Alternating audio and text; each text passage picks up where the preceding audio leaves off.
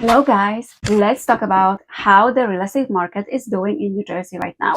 Unfortunately, I don't have a very good news for you, only because the bidding wars have already started. And number one reason why it's been happening already so early into the year is because interest rates went considerably down. So when you compare an 8% interest rate to a 6% interest rate, the difference is huge, and it makes a huge difference in the monthly mortgage payment. Most of my buyers were waiting in the sidelines for a few months only because the interest rates were so high, and now they are ready to look for a home again. So what happened yesterday is going to give you a picture of what's going on. We made an offer on a house which was $700,000. The house was in a great location, however, it was not in such a great condition. It had a problem with the pool. My clients offered exactly $700,000 on the spot, 20% down payment, which is a substantial down payment even for today's market. And then we found out today that they received 4 offers altogether on that house, and the sellers went with another offer which was